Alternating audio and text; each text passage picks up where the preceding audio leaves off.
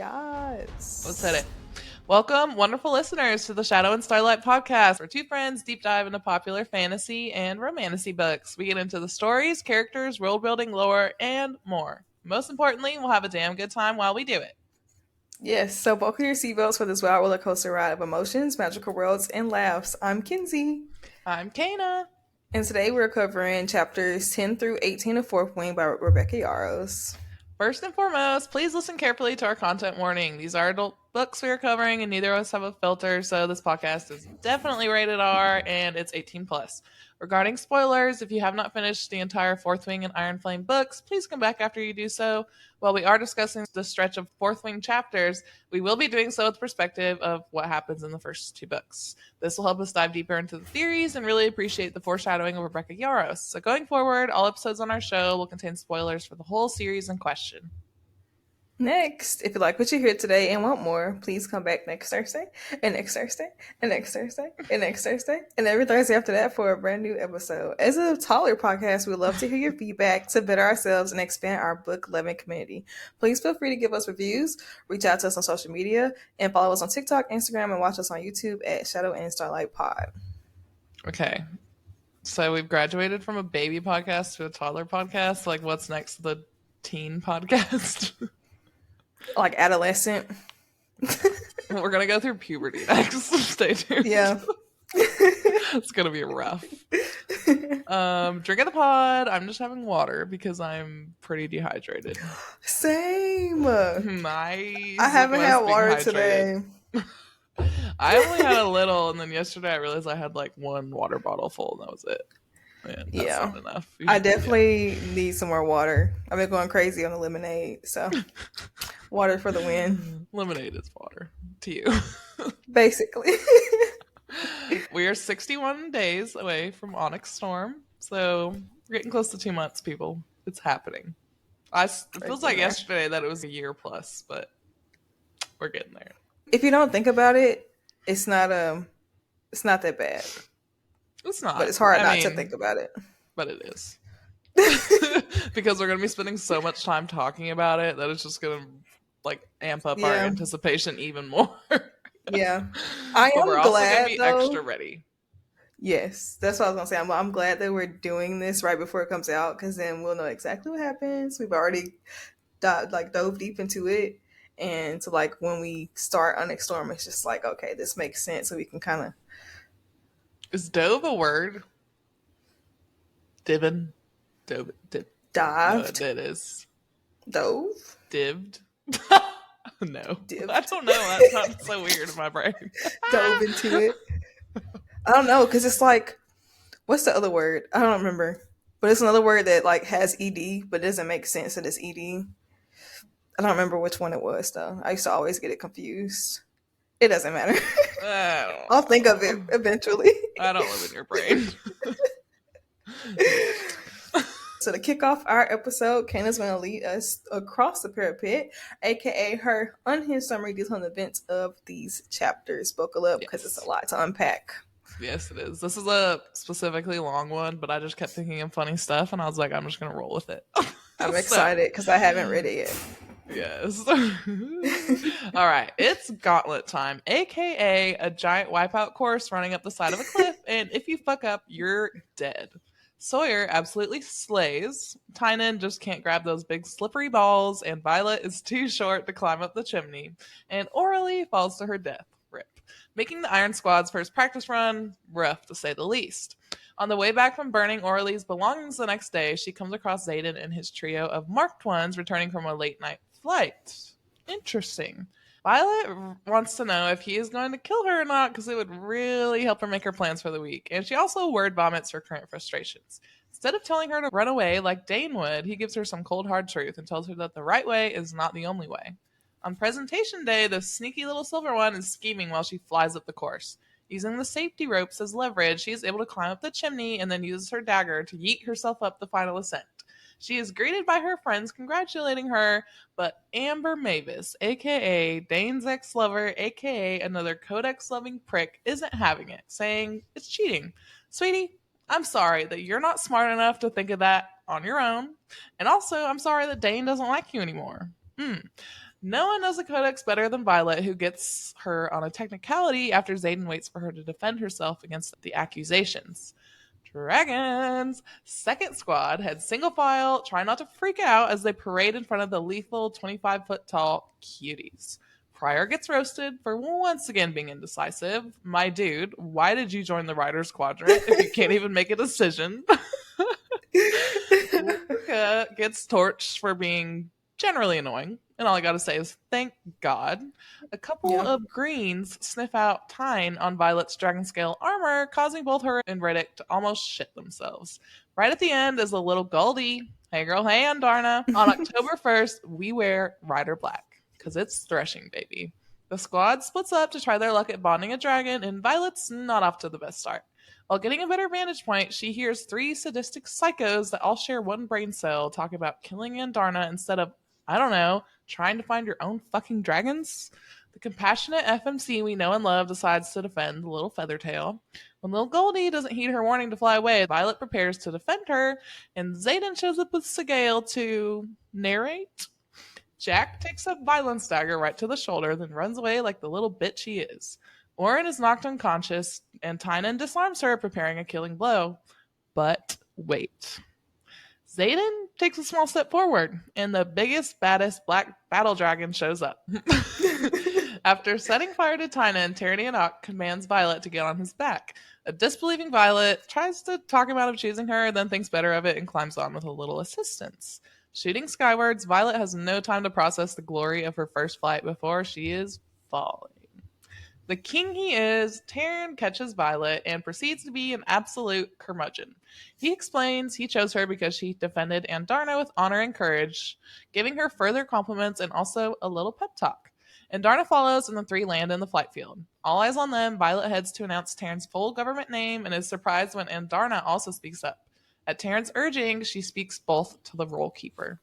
While all hell breaks loose at Violet having two dragons, she gets some much-needed medical attention.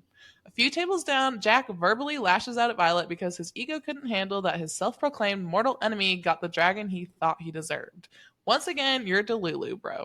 Professor Kaori steps in to remind Barlow that Taryn can and will eat him, and his dragon babe has commitment issues and is a wee bit on the small side. I'd bet money that something else is a bit on the small side as well.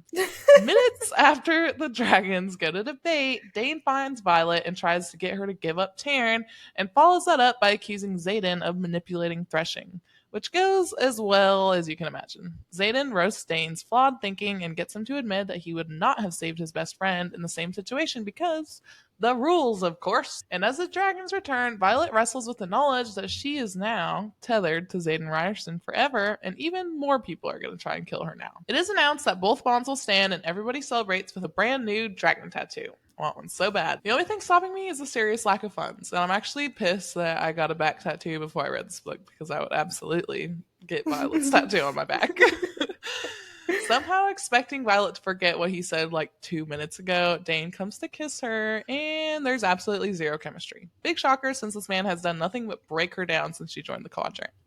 Violet awakes to find everyone but her has been having celebratory orgasms. Patience, violence. They are coming. Pun intended. During breakfast, the crew takes note of the changing social dynamics thanks to Threshing. I wish I could personally see Jack Barlow getting squeezed off his table because he has a small dragon, but my imagination will have to do for now. Then two more shocking things happen. One, the elders in their squad join them, and two, Imogen tells Violet that she's going to be her kick-ass weight trainer. After falling again and again and again, Violet's pretty pooped. On the bright side, she doesn't have to worry about a certain kiss because Dane agrees that they shouldn't have done it. Oh, but he's still very much in love with her. But, you know, the rules. In the last chapter in the stretch, we meet Jacinia and get another dose of Rebecca Yarros representation. Side note, I took a sign language class in college, and I only remember the sign for raccoon because it's utterly outrageous. So if you're listening, you should go to our YouTube because that's raccoon. Oh my god. So if you want to see what the sign for raccoon is, I guess you could look it up, but you should also watch us on YouTube. The only thing I know is the alphabet. I mean, I forgot that. Literally, it's Yeah, I a remember the raccoon that alphabet. I remember. Because she did it. Our professor did it, and I was like, you gotta be fucking kidding me. Sawyer has started channeling as a metallurgist. No idea if I said that right. It's kind of a weird word. Anyways, Violet continues to get wrecked during flight classes and also learns that the archives doesn't have a copy of her favorite folklore. How suspicious. Taryn goes to partake in a flock of sheep, and fucking Dane comes up to yell at Violet for falling off her dragon and not telling him. Our girl has finally had enough and lets Dane know exactly what she thinks. Yes, queen. Heading back, Violet has to watch in horror as an Intensic has his neck snapped right in front of her. Later, dreaming about her father, Taryn jolts Violet awake to discover a group of unbodied cadets in her room to assassinate her. Just when things are looking hopeless, and Darna stops time. And that's where it ends. Ooh, juicy. Yes, very juicy. There's a lot that happened. Now it's time to head into our battle brief, where we're going to discuss all things notable in the stretch of chapters, including theories, foreshadowing, and more. Yes. First thing I want to talk about is I think there's potentially foreshadowing to Dane's eventual death in the stretch of chapters. So in chapter 11, there's a bit of a throwaway line that really caught my eye this time when Dane is once again telling Violet to change her mind about running away because he doesn't want to bury her. She says, quote, "It's inevitable that one of us will have to bury the other." This is giving Rebecca Yarros foreshadowing at its finest. Well, this could be her just stating a fact that one of them is going to die before the other. I do really think that Dane will probably die before the end of the series, and it's probably going to be really emotional for Violet. But I think this especially because Dane has begun his redemption arc much earlier than I expected. Like, that was such a big shock to me in Iron Flame, and I feel like his character arc is just happening so quickly that that gives me the feeling that he's going to die later on because all this progression is happening. Maybe he'll even die in Onyx Storm. I am really afraid of who is going to die in Onyx Storm because I know there's probably at least going to be one death. But if it was Dane, I think I could recover emotionally. Is it bad that I'm hoping that he dies? Goddamn. I forgave him. I feel like some things are not okay that he did, but also look at who his father is. I think he's very much a product of his environment, but I do think that he demonstrated the capacity for change in Iron Flame, and I'm still never going to be like, yes, Dane, you go, bro. But I can forgive you. I feel like I'm really bad at holding grudges. Like, I hold grudges. So I don't know, he really has to wow me in Onyx Storm for me to, like, mourn his death. What if he sacrifices himself for Violet? As he should. That's the least he could do. So that's the bare minimum. What would be past that? I don't know, but he had to step it up. Oh my god. I'm excited for us to get to Iron Flame and talk about Dane. Well, just everything that happens in that book, but yeah. Yeah. Yes. Because I mean, I have to cut him some slack in Iron Flame, but I'm still coming for his head. Yeah, well, I saw your favorite moment section. Hating on Dane again. I was like, of course. Yes. He was worse in the stretch of chapters than the first one, for sure. Yeah. That's why I had to include him once again. But we're going to talk about him later. Yeah. Let's get back to the real man. Yeah. Yeah, we're going to talk about Xaden's faith in Violet and her sprout of confidence this stretch of chapters. So I think it's very important to note that pretty much everyone has doubted Violet's chances at surviving the Riders Quadrant. One of the things that gravitated me towards Xaden in the very beginning was just his confidence in her. He never doubted her or, made her seem less than everybody else, even with her condition. And he never asked her to cower. He actually always encouraged her to do the literal opposite and exude confidence. So I know that he's not the only one that has faith in her. There are other people who would cheer her on as well.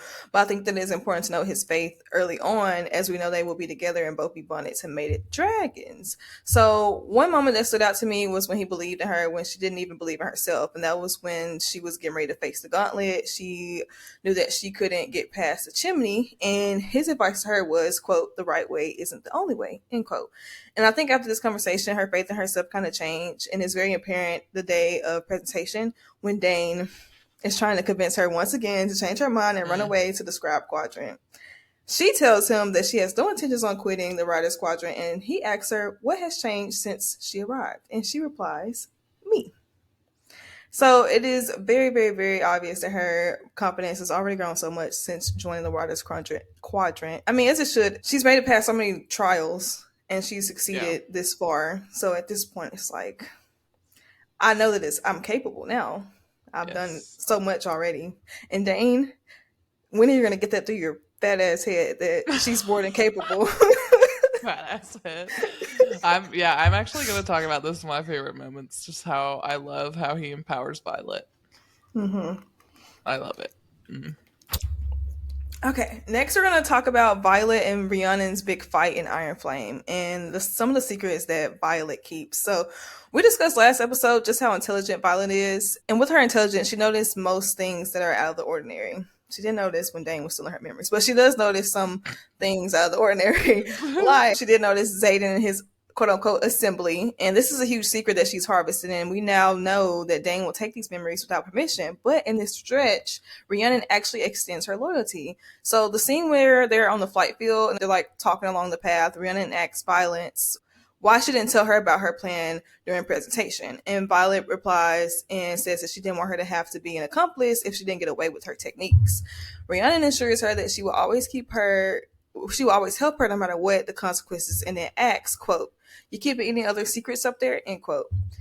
Of course, Violet deflects and Rhiannon responds again with, quote, "Promise me that if you need help, you'll let me give it to you," end quote. I think this is very important to note because Violet will continue to keep her discoveries about Xaden a secret, and these secrets eventually create a wedge in their relationship next book, and they end up ultimately having a big fight. Obviously, Rhiannon sticks by her side because she's a ride or die, but Yes. it does create a wedge in their friendship. I know. I hate that she feels like she can't tell her and able to protect her, and I guess she also doesn't know like what Ree would want to do about the marked ones at this point.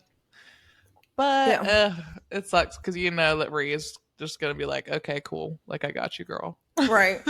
And I hate mean, like, seeing them yeah, fight in Iron Flame, but I do I love talking about know. their friendship as the books progress. It's Yeah. fun. All right. We're going to talk about some foreshadowing to Andarna and just how significant it is that we can now talk about her because she's entered our story. But hey, girl, hey, let's talk about you. After successfully making it to the flight field, Luca mentions to the squad that the cadets spotted a feather tail. And that's interesting because Garrick says, quote, "Relax, feather tails don't bond. I can't remember the last time one has been seen outside the veil. Probably just curious."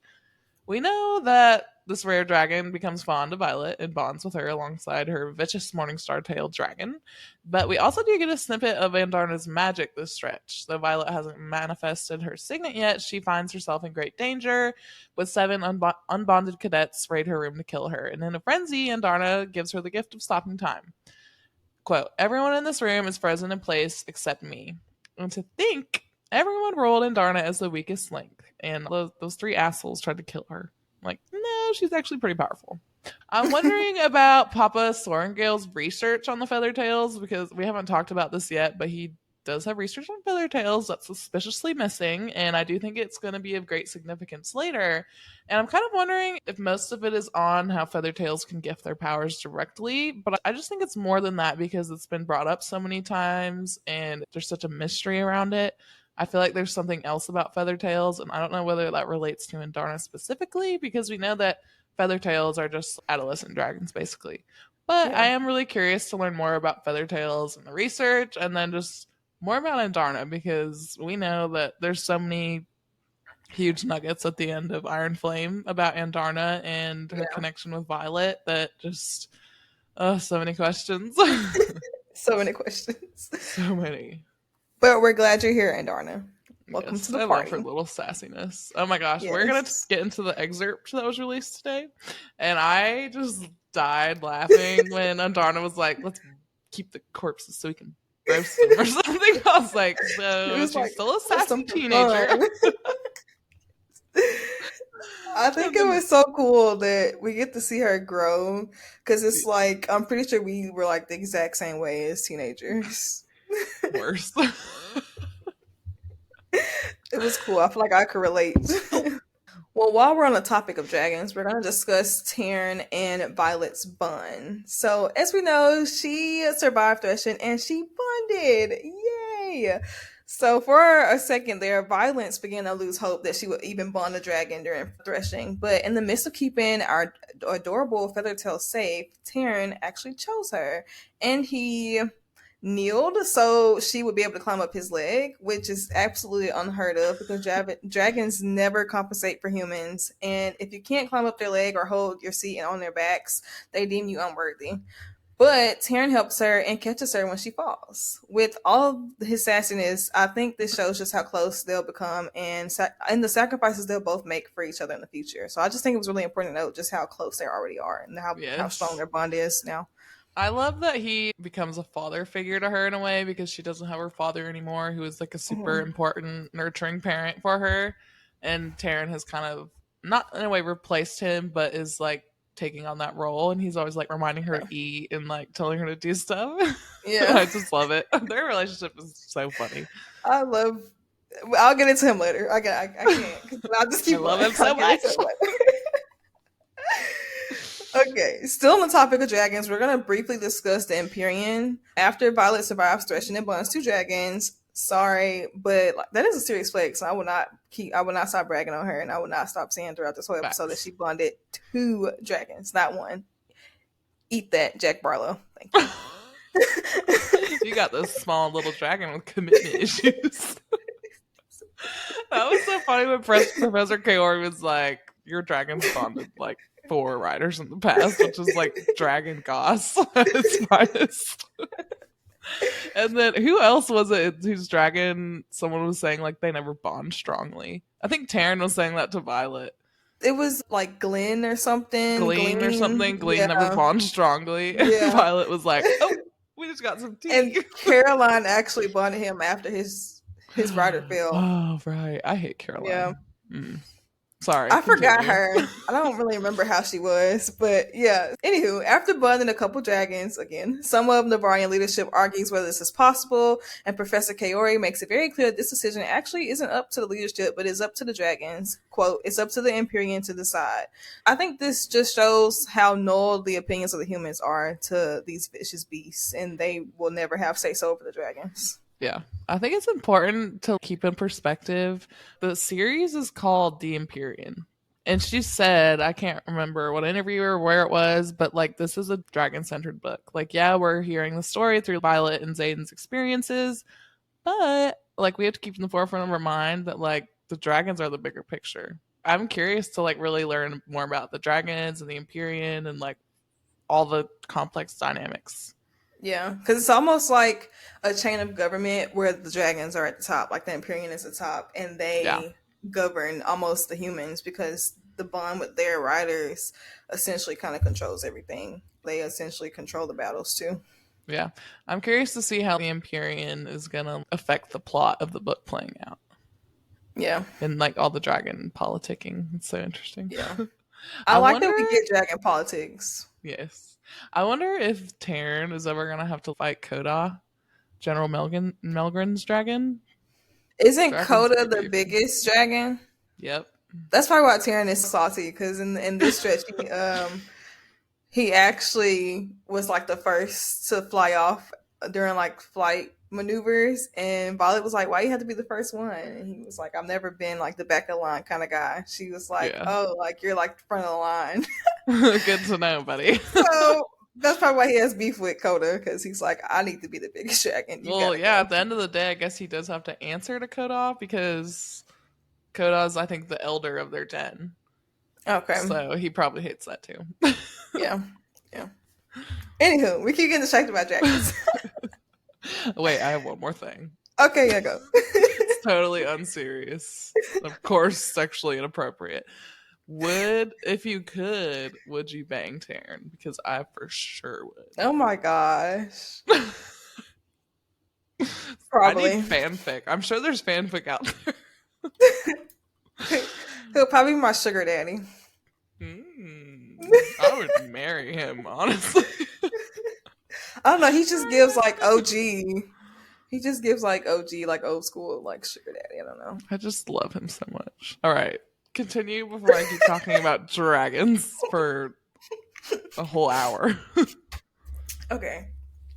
Moving on from dragons, we're actually going to discuss Dane, the traitor that you are. In the last stretch of chapters, from the last episode, Dane told Violet his secret signet, which is he can see people's memories by touching their temple or touching. He said two different things. He said he can touch them, and then he like corrected himself and said he can touch their temple. So I don't know which is which, or if he can actually just touch somebody into their memories, but I'm just gonna go with he has to touch their temples. So obviously, now knowing that he will steal Violet's memories in the near future, I think it is super important to note the times that he actually comes in contact with Violence and physically touches her. This scene is after she bonds a dragon, and Dane comes up to tell her that she has to pick between the two, and he asks her what happens. Violet tells him pretty much everything except for the small detail that Xaden took a step before Taryn showed up. But he still accuses Xaden of interfering with Threshing. But she never did say that he interfered or he took a step. She just told him that he narrated. So, and while she was telling him this, he was touching her, like he was physically touching her. So I don't know if like he saw him take a step from her memories. I don't know. It's kind of just raised flags for me, or if he just wanted to accuse Xaden because they hate each other. But for sure, yeah, possibly both. Yeah. So I don't know. I just thought it was important to note because he was touching her and she left that small detail out and he still decided to accuse Xaden of it. And Xaden picked up on this and said, quote, because you have too much faith in him, Xaden answers anyway, catching up to me without even lengthening his stride. And knowing who to trust is the only thing that will keep you alive, keep us alive, not only in the quadrant, but after graduation. End quote. The next notable scene in this stretch is after Violet's first flight maneuver. Dane stops her in the hallway, and in this scene, he is once again being a royal pain in my ass, but he also touches Violet again. Quote, a sigh rips from Dane's lip, and he palms my face gently, his gaze dropping to my lips for a heartbeat before he steps back. End quote. Okay, my thoughts on this scene was that when he touched her face, he stepped back because he saw something. I don't know. I could be reaching, but he touched her. And of course, I think it was like all the feelings mixed with the kiss and them not knowing like they can't be together. But it just like took me aback that he decided to break contact. So I don't know. That just raised flags for me. I don't know, man. I think later on his story that he goes with, whether it's true or not, we don't know. I don't know. That he accidentally took her memories like right before the whole like end of book shit show happens. Yeah. And that's when he saw and reported to his dad. But I don't know, because he does cup her face so much during the whole book. And then like lines like that where he steps back and stuff. I'm like, I don't know. I feel like I want to trust him that he accidentally took him just once because of his eventual redemption when he does stab Barish. So I'm like, I don't know. But also this stretch of chapters is making me hate him so much where I'm like believing that he could be this master manipulator. I don't know. Yeah. I don't know. This scene is just really weird to me because right before this scene, she's talking to Rhiannon and she's telling her about the kiss and she's telling her that there was no chemistry and she expected it to be something there, but it was nothing. And in this specific scene, they're discussing the reason why they can't be together. And I almost feel like Dane was kind of projecting Violet's feelings back to her. Like I think he used the rules as an excuse as to why they can't be together. It's probably me reaching, but maybe he saw that small snippet of her feelings of, oh, there's nothing there. I wish there was something there. And he kind of was just like, oh, we can't be together. The rules aren't too important. Like we already know, like he thinks the rules are important, but I don't know. It was also described, Violet described, quote, but his eyes are heavy with sadness. I don't understand, end quote. So I don't know if he like saw that small glimpse of the conversation that they had and he just decides to deflect and be like, oh, we can't be together because the rules are too important. I don't know. I'm probably reaching, but I'm glad you hate Dane this much because you're coming up with stuff and making me think of stuff I didn't consider previously. Inspired by your hate for him. Oh my gosh. Oh, also with the whole Xaden's whole step forward, it's interesting looking back on that moment because it's like, well, did he do it because he was falling at that point? Or did he do it because of the deal he made with Lilith? Or Lilith told him he has to protect Violet? Or both? Maybe a little bit of both. Yeah. I think a little bit of both. Because I know he was rooting for her. Like we knew in that moment that he was rooting for her. Yeah. I just love that he didn't do it initially. He let her defend herself until she couldn't Right. anymore before he thought about taking a step forward. Once again, empowerment. Bam. All right. Yes. Let's talk about our girl Jacinia and the Book of Fables. So, it is very important to note that the Book of Fables that Violet's dad gave her was mentioned from the very beginning, like we talked about last episode. It talks about Venin, Wyvern, and the battles of good and evil. And now that Violet is a writer, she's been assigned to a quadrant duty, library chores to drop off and pick up books. During this stretch, Violet runs into her old friend Jacinia, who we know will transcribe the events of this entire series after it happens. And Violet, wanting a good book to read, like all of us, asks if they have a copy of the Book of Fables, and Jacinia looks, even like spelling out Wyvern and trying to search it up. This is heavy foreshadowing. As we know, this particular book and the contents within are what caused Violet to really start asking questions about what she believed were old fictional folklore tales. Quote, our archives have either a copy or the original of almost every book in Navarre. Only ultra rare or forbidden tomes are excluded. When did folklore become either of those? Though, come to think of it, I never came across anything like the Fables of the Baron on the shelves while I was studying to become a scribe. Chimera? Yes. Kraken? Sure. The Wyvern or the Venin that create them? None. Very bizarre. End quote. Yes, Violet, that is very bizarre. Ding, Very ding, ding. bizarre. Yes, that was on my first read. That was when I was first like, okay, are these real? Like, are the Venin real? And then I was Yeah. like, nah. And then at the end, I was like, oh, shit. Yeah. I mean, because I feel like the scribes are very, very, very, very, very detailed and very, very like strict on writing everything down and making sure all the history is recorded. So for them not to have this one specific book on this one subject and have things like with similar subjects, like the Kraken and the Chimera, however you say it, is really weird. Chimera. Chimera. I want you to read Crescent City because she is this little pet chimera. That's like the cutest little thing ever. Oh. I I don't know. I don't even know what that is. It's like something from mythology that's like half something, half another, something. I don't know. That was a very specific description. You're welcome. Thank you.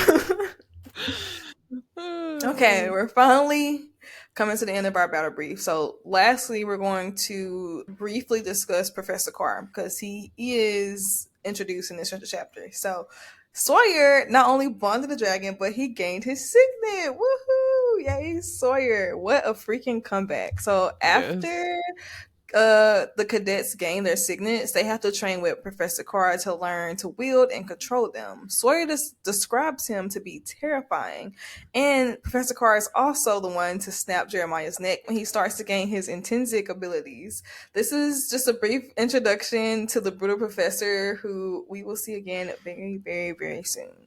I don't like this man at all. No, he's evil. And in Iron He's Flame, bad. we learned that he sucks at training signets, specifically Violet's signet. Because she's trained by, what's his face, Felix or something, one of the council members, and he shows her so much stuff. Meanwhile, Professor Carr is just like, try to aim, girl. And then he like literally almost makes her burn out. Well, Varys does that, but Professor Carr is right there letting it happen, which is just as bad. He's complicit. Yeah. All right, we're going to get to our theories, and I'm just going to talk about one today. I had another one I was going to talk about, but we did a lot of foreshadowing, and we also have 13 more episodes until Onyx Storm comes out. So we have time to talk about all the theories. But I want to talk about Taryn and Andarna's interest in Violet. So this is like a theory or theories that Violet either has a special connections to dragons or there's something else about her that makes her capable of things no one else can achieve, and the dragons know this.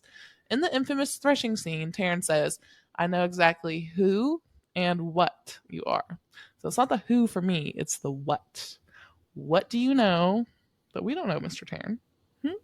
Like, of course it could just be, he knows that she's smart and blah, blah, blah, but it doesn't feel like that. It feels very pointed. And in terms of Andarna, we know that 1, she's waited hundreds of years to hatch just for Violet. 2, it means that Violet is the only person to ever bond 2 dragons. And 3, Andarna is almost possessive of Violet, saying mine when she is attacked in her sleep before stopping time.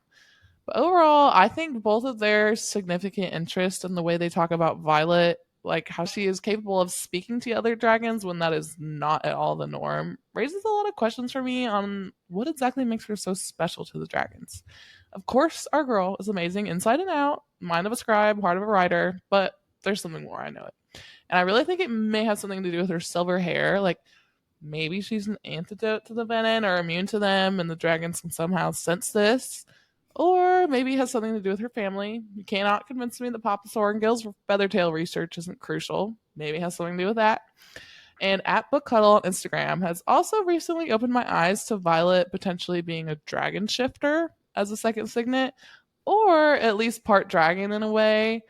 But that's a lot to tackle, and we're going to get into that juicy theory another day. But I actually really like it that she may be part dragon in a way, or she, like, when her mother was sick when she was pregnant, like maybe she took something that had dragon something. Yeah. I don't know. I'm not eloquent at all. Yeah. something. I think that is cool though. Yes. It frustrates me because I always want to know like what's the true meaning behind her silver hair. We and need the so many excerpt answers. really just fucked us up with silver-haired men, so Yep. we'll get to that in a second. All right. Favorite parts. I actually held off on talking about dragons last episode, but there's no stopping me now because we're full on dragons now. So, and I'm pretty sure I like the dragons more than the actual characters, and I am very serious when I say that. I'm not even joking. Same. Taryn is absolutely my favorite dragon ever. Second to Toothless, of course. Toothless, I love you. But I do love how Rebecca developed his sarcasm so early on after his introduction. Like, she wasted no time with his character development. And I was going to insert one of my favorite Taryn lines, but there's just so many. I tried to choose one, but I actually put two in here. So the first one was, quote, "Now get in your seat and actually hold on this time, or no one is going to believe that I actually chose you." Yes. Dude, literally everything he says, I underline it and I'm like smiley face. He's so like snappy and sarcastic. It's hilarious. Yes, he's like, simple flight is hardly acrobatic. But this doesn't even compare to his attitude as a whole. And we also get our infamous quote, "I know exactly who and what you are," Violet Sorgill line, the stretch too. And also just cute little baby Andorna. Like, she's just so adorable. And I love the vast difference between Violet's two dragons in this book. So from like first glance, of course, everybody thought Andorna was a lot smaller and they thought of her as the weakest link. But of course, we know that's not true. But it's very important to note that the difference between Taryn, who is actually the second biggest dragon and the most cunning, pretty much. I think that was cool that she kind of got both sides. Yes. My next favorite part was presentation / the flight field.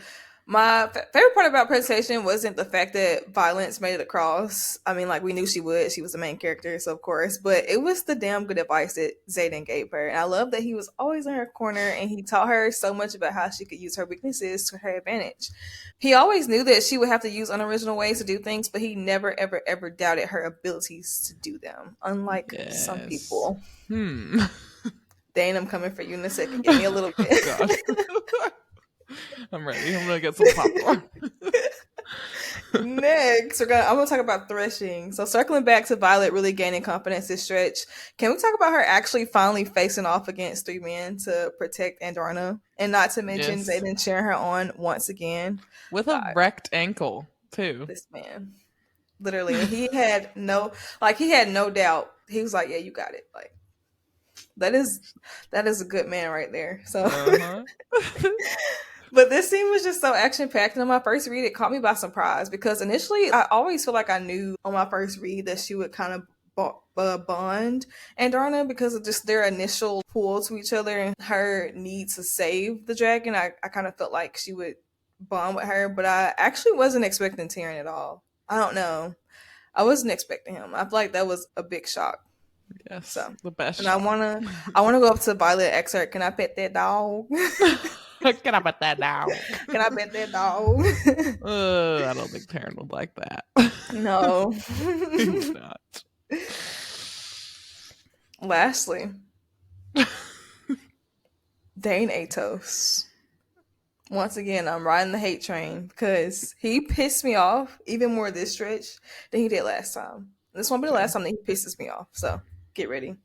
So not only did he try to get her to quit the quadrant again, but he tried to convince her to choose between her dragons. Mind you, before a decision was even made by our council or the generals or whoever, Dane, you fucking squad leader, tried to make her make a decision. What power or authority do you think you have here? None. Please take a seat. Take several. And I bet we can all guess which dragon he was trying to convince her to bond with. Yep, and Darna, because he said that she was the safe choice. And in the great words of Billie Eilish, dude, go trip over a knife.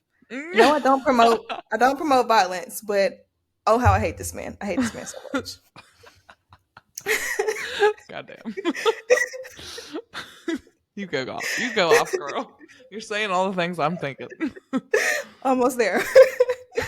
But thank God Violet finally sticks up for herself and warns Dane that he will lose her if he continues to doubt her and highlight her weaknesses. Like, dude, I'm pretty sure she already knows how weak she is compared to everybody else. She doesn't need you to continue to throw it back in her face. She needs encouragement. Obviously, she made this far. Like, shut up.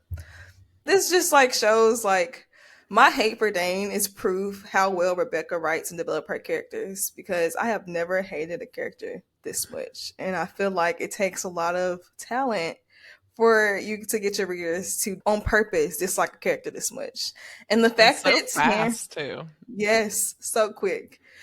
And lastly, I would just like to highlight the fact that Taryn actually laughs anytime Violet refers to Dane as her best friend. And it just proves that he isn't worthy to be on the bottom of a shoe. Like, he's just not worthy at all.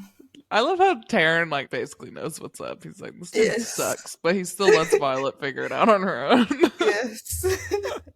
All right, let me talk about my favorite parts. And the first one is Xaden's empowerment of Violet and his little pep talks for her. So this is my first official drool over Xaden. I just couldn't resist the stretch of chapters because this man was just doing all the right things. And I really want to talk about how he tells Violet what she needs to hear, even if it's harsh, because he knows that that's what she needs to survive in the Rider's Quadrant. Like, it is not an easy ride. She needs to fast if she's going to live. And Violet is down on herself because of the gauntlet and how many people die at Basgiath. That's when he gives her that pep talk. Quote, people die. It's going to happen over and over again. It's the nature of what happens here. What makes you a writer is what you do after people die. Word. No doubt, if she would have confided to Dane about what she was feeling the same way, he would have just coddled her and used her frustrations to try and get her to escape so he doesn't have to suffer through her possible death. And let's talk about that. He doesn't want her to die for himself. He's being selfish. Literally. Instead of like just bucking up and being like, okay, this is what you choose. I'm going to believe in you. He's like, I don't want you to die. I don't want to watch you die and be so hard. Me, I. Bleh. Shut up. Please. Xaden, on the other hand, is not one to sugarcoat, and I love him for that. And clearly his advice pays off and helps Violet look at the gauntlet in a different way, and also, like, honestly, anything else in a different way, because she has weaknesses where other people don't, but the right way is not the only way. You have to be creative, and our girl is so smart. And one more thing about Xaden, okay? I love the way he empowers his woman who's not his woman yet and encourages her to use his voice knowing she's strong and smart enough to do so. So when fucking Amber Mavis is bitching about the way she climbed the gauntlet, quote, Xaden's gaze never leaves mine as he silently waits for me to respond. Thank you, Xaden, for letting Violet speak up for herself and build her confidence as a cadet in the Rider's Quadrant, even when she's going against another wing leader. Would Dane have done the same? Absolutely not. His codex living ass would have been agreeing with Amber and then apologizing profusely to Violet later in private. But anyways, ladies, make sure your man empowers you to be your own woman and use your voice. Very important life lesson. Yes. And that's why I think everyone should read this book and Romanices, is because positive female role models and also positive relationship models as well. Yes. All right. I'm also going to talk about Threshing because how can I not? Without a doubt, Threshing is my favorite event in the entire book, possibly in both books. Like, I just love it so much. I just get chills every time Taryn shows up, and I just love it so much. I've already said that like 50 times. And I'm just happy I don't have to endure another chapter without this dragon and his grumpy dad energy. That is just everything. But there are also other cool moments at Threshing. I just really love Violet's compassion in this chapter, how she chose to defend Andarna, knowing it might be a death sentence because, quote, it's smaller, weaker than the other dragons, just like me. So I love how she kind of equates Andarna to herself, and that really makes their bond feel more special to me as well. And I also love how she made Jack Barlow run away. That was a good moment. And then meeting little Andarna with her little cutesy little paws without claws. And then just Taryn showing up, taking her first dragonfly. I have read this chapters so many times. Yes, I'm never gonna get bored of it. I love it. The first time I ever read Fourth Wing, when I hit the Threshing chapter, this was when my obsession started, and I could not put the book down after that. It was like all I was thinking about. Yeah. Last favorite part, I have to have a moment for the Riddick humor. So I'm just taking a moment to talk about how he makes me laugh out loud more than anyone else. There's so many points when he says something and I'm like, that's something I would say in that moment. Because I have an immature sense of humor as well. For example, after the pair of green dragons get all up close and personal with Violet, Riddick says, I think I just shat myself. And that was just like with Taryn, I had a hard time just picking one line because like he always has a quip ready and it's always just perfect. And I just love that he, like, in the most serious situation, he does not take anything seriously, and we're all the better for it. And the dick jokes are top tier. Okay, I am so immature. This man gets me. But really, the comedic relief is needed with how much action and like death happens in this book. And on a last side note, I love the inner circle dynamics and how much they support each other unconditionally. That's why they are the Iron Squad. And also, if you read Quicksilver or listen to our Quicksilver coverage, Riddick is absolutely the carrion of the group. That's all. Yeah. Yes, for sure. Mm-hmm. He better not die. Hold on. My freaking lips are peeling. It's disgusting. It's bothering me. You need some chipstick. I've been like drowning my lips in Carmex this whole time. You need nipple cream. Okay. There's a context to that. I listened to this true crime podcast, and one of the hosts is like a guy who makes memes for a living. His name's Take Sinatra, and he, for like several episodes, he kept talking about how fucking chapped his lips were and like nothing was working, and then finally he got nipple cream, and that's the shit that healed his lips. Oh my god. Like, okay, so, nipple cream. If anyone is listening and your lips are super chapped, buy some nipple cream. You won't regret it. I've heard it's very moisturizing. I might have to look into that. Yes. Yeah. Okay. Moving on. From nipple cream, don't know how we got there. This is a good episode. You're having your Riddick moment right now. This is probably something he would say. Absolutely. Yeah. Okay. Time to close out our battle brief and move on to the Book of Justinia, where we would dive into the mythology that inspired Fourth Wing, as well as explaining a world-building topic. Today, we will be breaking down all that we know about dragons and their respective dens in this world. Feel free to skip ahead to our mini-series if you feel like you're already an expert. Yes, so we're going to dive into some of the mythology and meanings of the dragon names, and not all of them, just some of the ones that we've gotten at this point. So, starting out with Lilith Sorengale's dragon, Aimsir. Also, probably going to mispronounce a lot of shit in this section. You've been warned. In Scottish Gaelic, this word means climate or weather, and considering her mom's signet, she channels the power of storms, so that is a dope connection right off the bat.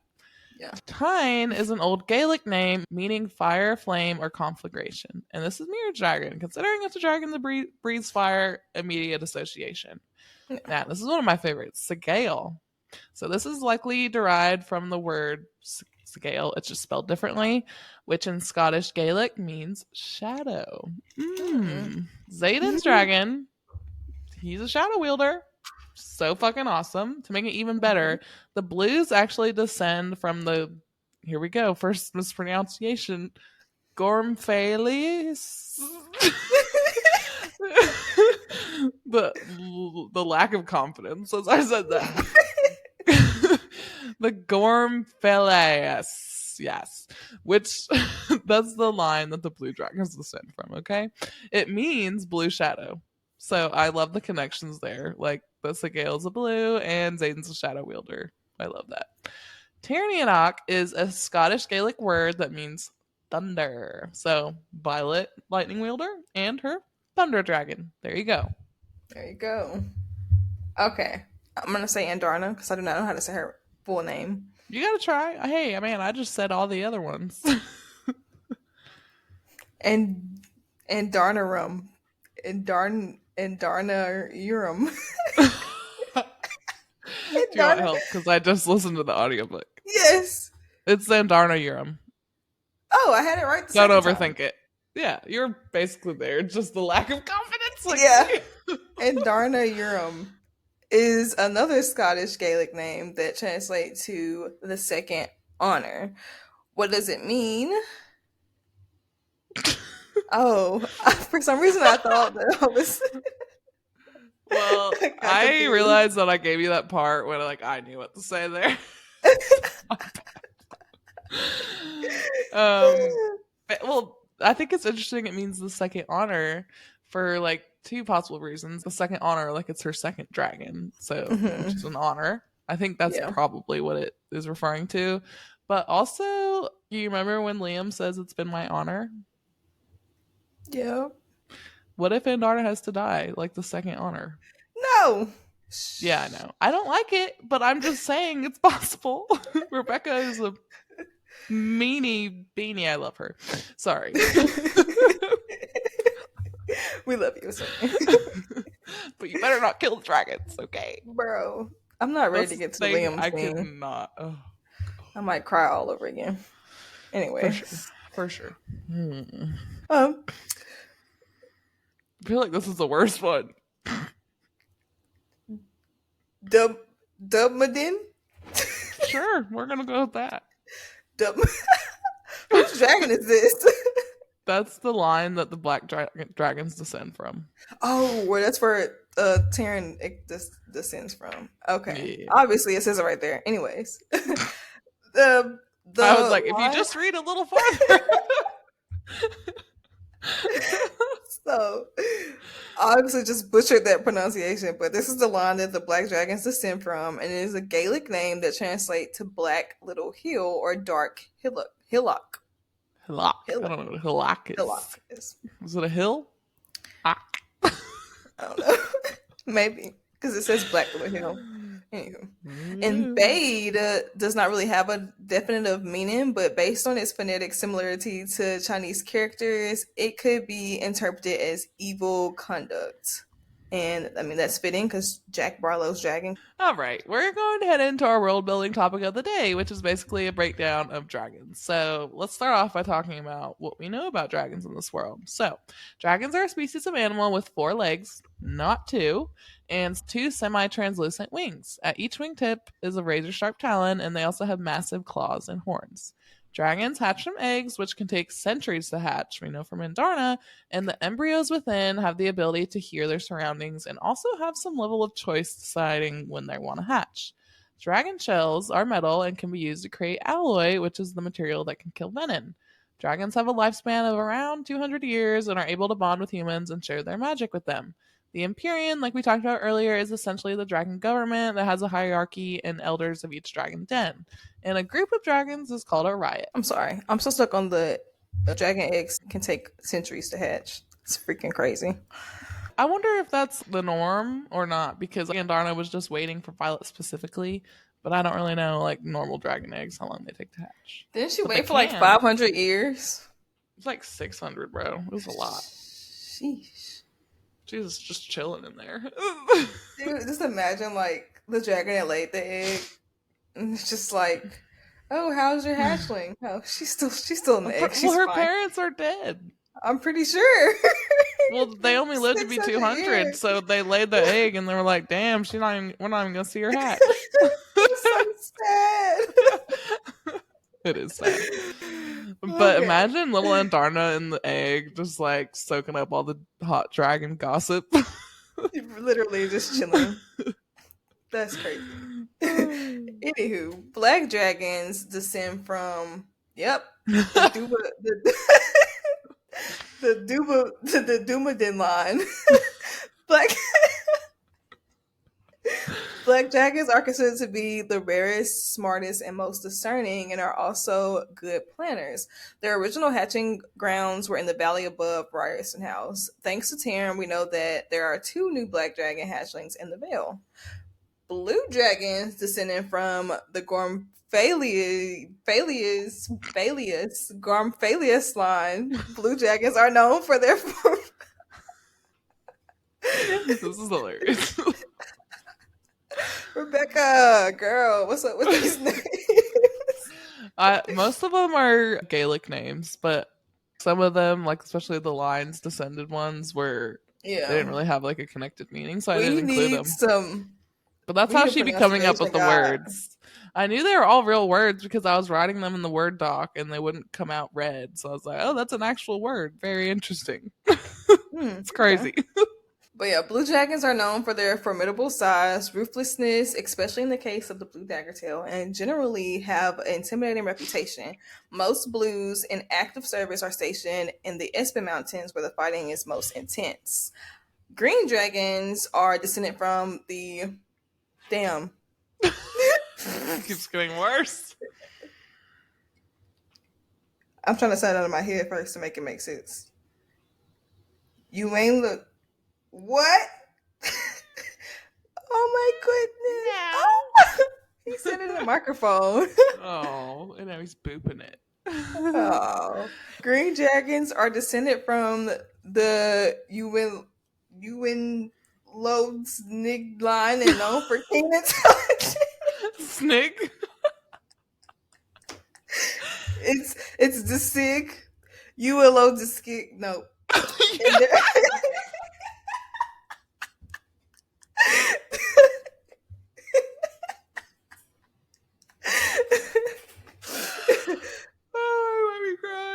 Everybody, I'm so sorry for this pronunciation. I feel Please like you say you're welcome for how much everyone's laughing. Anyway, you want me to look it up because it's an actual word? Yes, let's do that because what the hell? That was the worst one, I think. Yes, because the letters don't make sense. Oh, it would be pronounced roughly as Un Eloid Sig. What? Un Eloid Sig. Sure. Let's just fucking go with it. Green dragons descend from the Un Eloidic line and known for keen intellect and continue to be the most rational of dragonkind. Never back down from a green. To approach a green, lower your eyes in supplication and wait for their approval. Word. All right, let's talk about browns. And we actually know nothing about them, so we don't even know the line. I was like, let's talk about them. We know nothing. We don't even know the line that they descend from, and the only thing that I could find in Fourth Wing and Iron Flame is that you should never show trepidation to a brown or you will be lunch. So that's all we know. I don't know. All right. Orange dragons. Let's talk about them. They are descendants of the the Phi-Corain line? Sure. And they are known to be the most unpredictable dragonkind and are always a risk.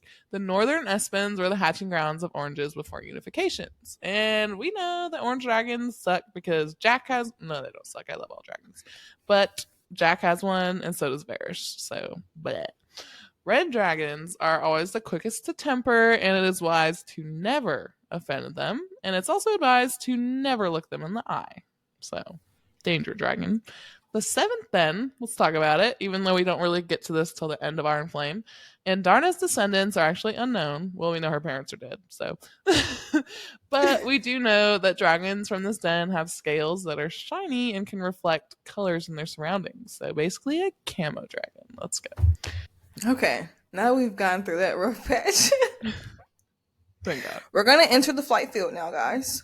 where every week, Kana, I will do 2 to 3 miniseries unique to our podcast. It won't be the same every week, so keep tuning in for all the fun. Today, we're going to break down the Onyx Storm excerpt, and we're going to do I Spy, because we're big babies. My Lord, obviously. Okay, so my initial thoughts on the excerpt were wow, what? So many questions. But I did love seeing our inner circle back in action. Not much has changed. Riddick is still providing the comic relief, and Bree and Vi are still badasses. And it was really cool to see them working in tandem with their signets, like how Riddick was using his ice powers, and Violet was like sliding on the ground with the ice that he made. I was like, whoa. Yeah.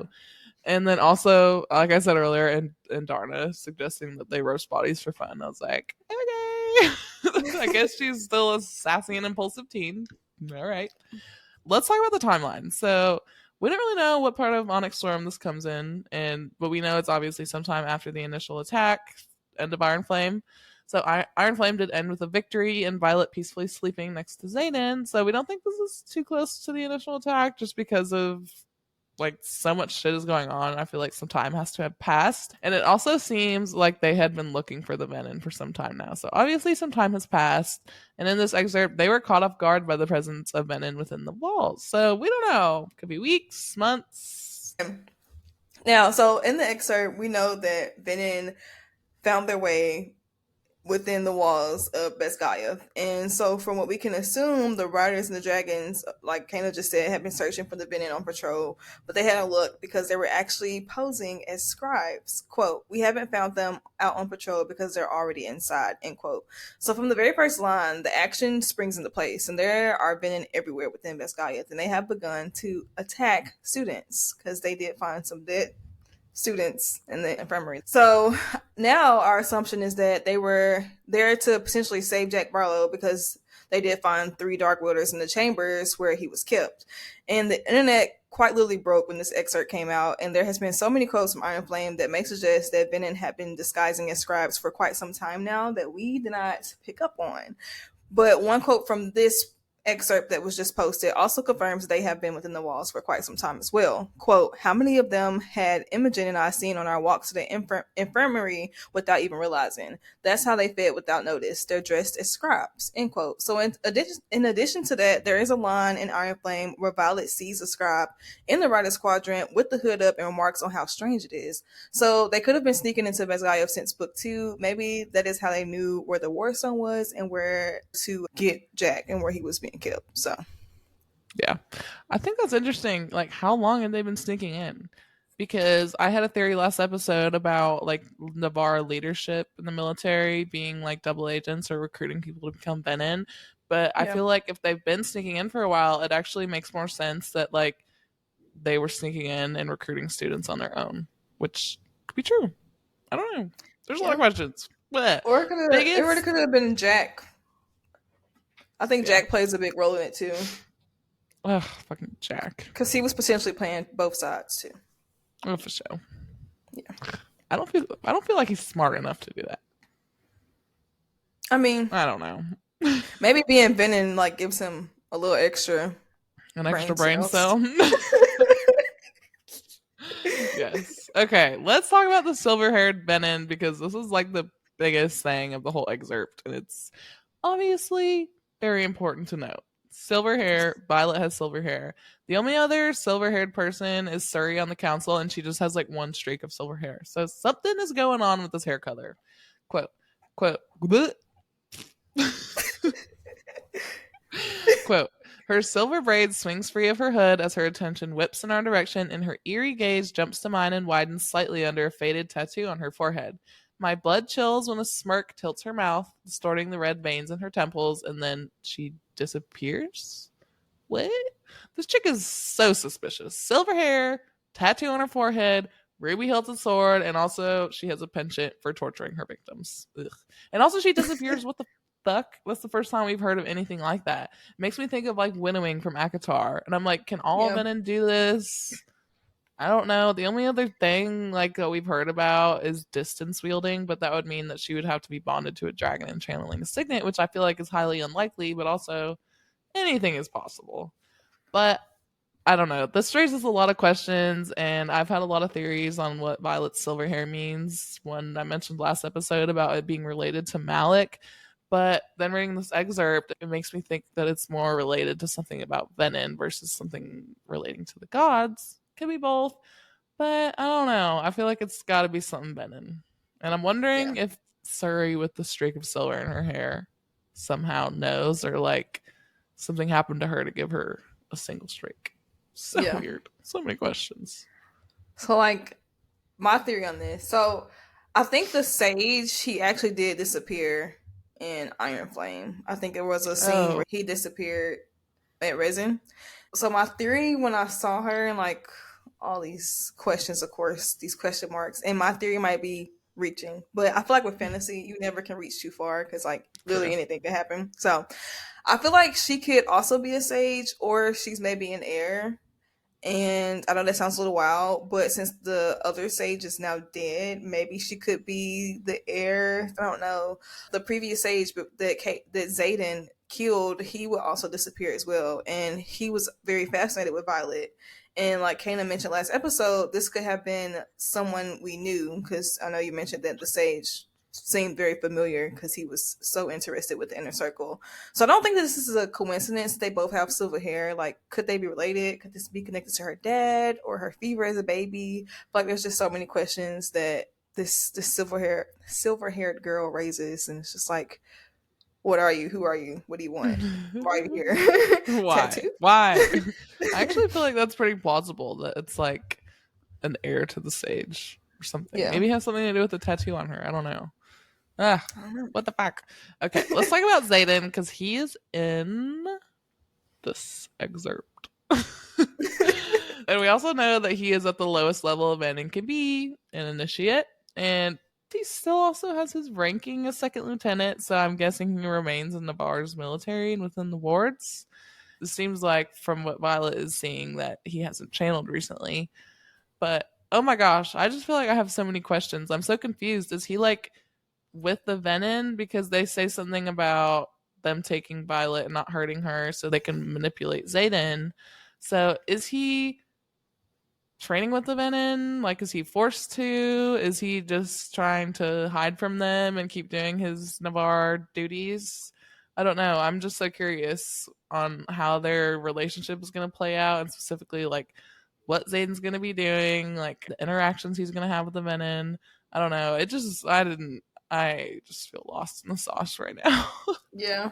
I've been questioning since Iron Flame ended. I'm assuming that only Zayden, and Violet, and their dragons know about his transition.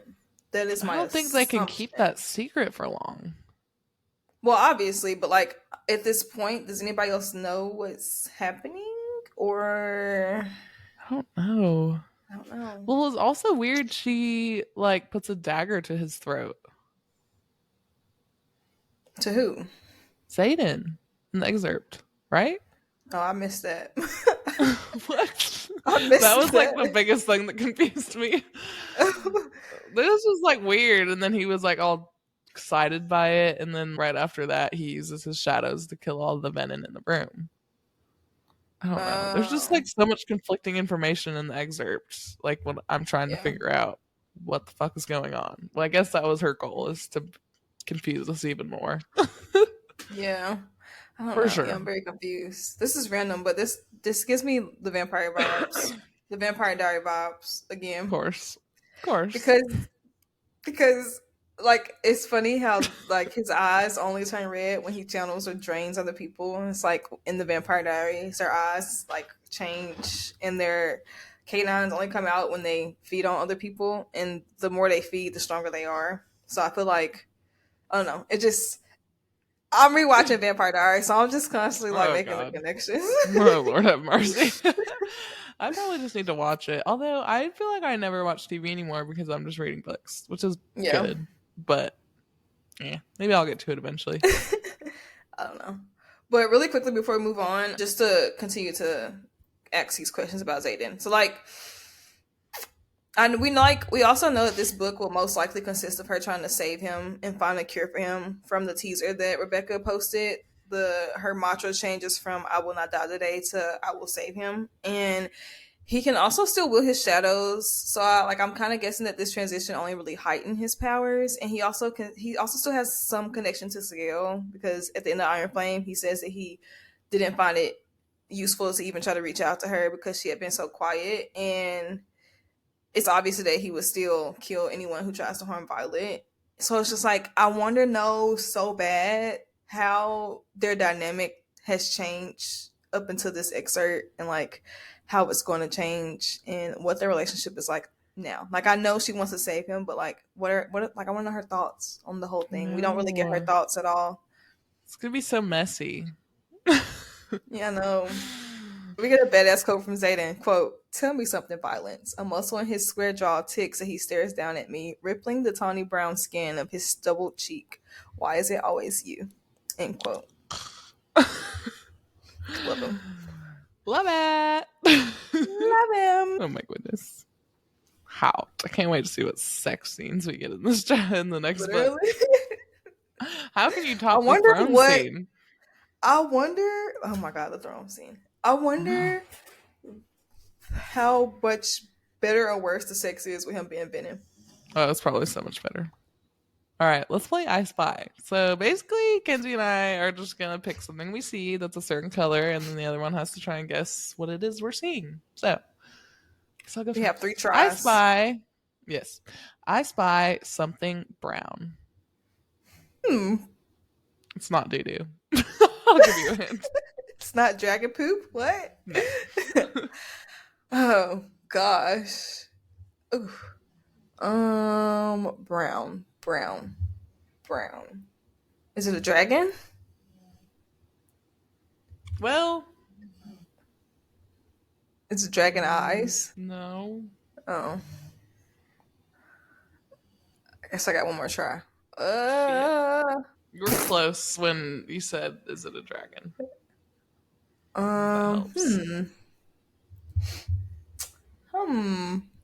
That doesn't help. Like, I wanted to say yes and no, but it's technically no. You want another hint? Sure. It has to do with the Iron Squad. What the hell? Specifically one person in the Iron Squad. Riddick? Tell me more. Is it his dragon? His dragon what? His dragon what? It's his dragon relic. Oh. Yeah, I totally looked over that. Got you. Okay. I spy something white. Is it in the archives? No. Is it the whites of someone's eyeballs? No. Fuck, I'm out of ideas. Shit. It is the white of somebody. Zayden? No. No. It's not that wasn't Zayden. a guess. Okay. Violet's white ass? No. It's not a skin tone. What? Wait, so it's on a person? Mm-hmm. That was technically 3 already. But who's keeping track? I'm not keeping track. No one has white hair, right? Mm-hmm. Are you sure? General Melgren's white, dusty head. Mm-mm. Fuck. What is it? Who? What? It's Professor Carr's hair. Oh, he's that old? I have no picture. She describes him as she describes him as white hair right before he snaps Jeremiah's neck. All right, that was a good one. I just guessed the wrong person. Good thing we're not keeping track. All right. Anyways, before we close out today's episode, time for sparring. So each week, Kenzie and I will give each other and our listeners 2 trivia questions. At the end of our 4th wing coverage, we will tally up who has the most points between hosts, and Lizier has to do something embarrassing, funny, or disgusting that the winner or you guys as fans come up with. So please give us your feedback, ideas, and participation in this section. Yes. I'm nervous. Your questions were hard last time. Really? Yeah. I feel personally victimized. How many unbonded cadets were there after Threshing? I feel like I can do the math in my head. Okay, do it. think there was 169, and then there's 97 dragons. Fuck. 49. You're so close. 41. Oh! I knew it was 40 something just off of rough math. Fuck. All right. What is the name of Professor Kaori's dragon? Bade? It's Jack Barlow's, bro. You want to try again? Shit. Well, such a bad guess. I'll give you another try. Name of dragon names that I know. Well, think about, I'll give you a hint. So when we were talking about that part when Taryn is talking about how he's in the front guy, and he said the name of Professor Kaori's dragon in that section. Nope. Don't know it. And I don't know how to pronounce it, so here we go. You can scroll down because you can see where I highlighted it. Okay. Schmacked. Oh, yeah, I would have known. Is that how you say that? It's for listeners, it's SMACHD. Schmacked. It might be smagged. Schmagged. Schmagged. Okay. Your turn. Okay. That was a good question. Thank you. What place did Violet's squad place during presentation? Fuck. When I'm doing the reread, I'm like memorizing certain numbers. I'm like, I'm gonna get her. And then you always ask me the shit I don't. I'll give you a hint. Is it in the 20s? I'll give you a hint. Yeah. Okay, there were like 36 groups in total. So they placed something out of 36. 11th. Damn. Really? Yep. I got a point? Yes. I didn't think I was right. Oh my God. All right. You ready for your last question? Mm-hmm. I feel like this one's a bit easier.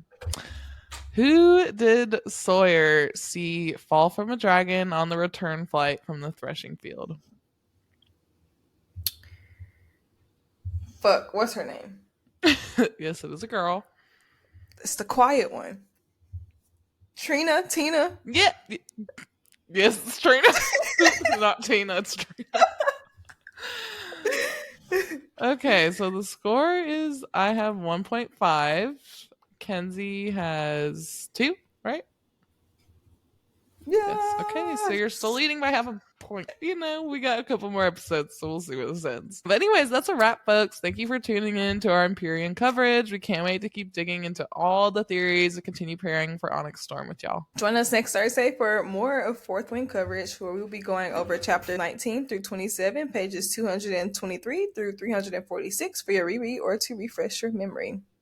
As always, we really appreciate any and all feedback from our wonderful listeners. So reach out to on our socials, tell us what you like, what you didn't, or if you just want to talk about books or Empyrean or theories, do it. We'll talk to you about it and we'll love it. This is a toddler podcast. We're not in our puberty years yet, and we would like to see it grow with your help. So please take the time, leave us a review. It really does mean a lot. Follow us on social media and all major podcast platforms for a freshly baked episode to be delivered to you next week. Bye, friends. See you next week. Bye, friends. See you next week.